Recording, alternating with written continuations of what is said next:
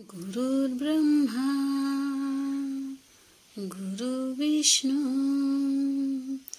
गुरुदेव महेश्वरा गुरु साक्षात परब्रह्मा तस्मै श्री गुरवे नमः। श्री गुरुदेव दत्त। गुरुपौर्णिमेच्या सर्वांना खूप खूप शुभेच्छा। तर आज बघा तांदळीची भाजी बनवत आहे मिस्टरांना वाढण्यासाठी। तर फक्त लसूण आणि मिरच्या उभ्या चिरून घेतलेल्या आहेत आणि मग दोन दोन काप एक मिरचीचे केलेले आहेत। बघा अशा पद्धतीने बारीक मी मिरच्या चिरत नाही आणि लसूण जास्तच घालायचा, मुलांना आवडत नसल्यामुळे लसूण मी थोडा घातलेला आहे। ही चाळणीमध्ये छान अशी भाजी स्वच्छ धुवून घेतलेली, एकदम बारीक कवळी भाजी आहे बघा तांदळीची। आणि खेड्या गावातलं हेच तर सुख आहे की बाजारात आपल्याला ताजी ताजी भाजी मिळते बघायला आणि खायला सुद्धा। तर ह्या अशा पद्धतीनं फक्त लसूण आणि मिरचीची फोडणी, बाकीचं त्यात काही घालायचं नाही।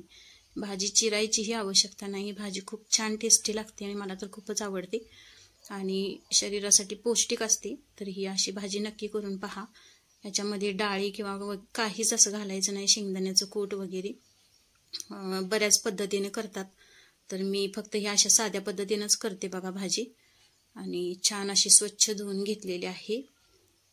आता कसं पावसाच्या ह्याच्यात चिखल थोडासा असतो, माती असते थोडीशी भाजीमध्ये, म्हणून चाळणीमध्ये जास्त भाजी घेऊन खळाखळा अशी चावीलाच धुवून घ्यायची बघा। आणि पाण्याचा फक्त शिंतोडा मारायचा आहे, पाणी घालायचं नाही या भाजीमध्ये, कारण त्याच्या अंगचं पाणी जे असतं त्याच्यामध्येच ही भाजी शिजते बघा अशा पद्धतीनं।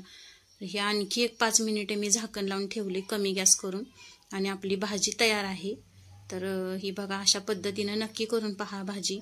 आणि एकदम साध्या पद्धतीनं, तर भाकरी झाल्याबरोबर तव्यातच भाजी केली तर आणखीनच अप्रतिम, कारण तव्यामध्ये भाजी केलेली खूपच छान असते आणि टेस्टीही लागते तव्यामधली भाजी कढईपेक्षा। तर आवडल्यास लाईक शेअर सबस्क्राईब करा, कमेंट करायला विसरू नका। धन्यवाद।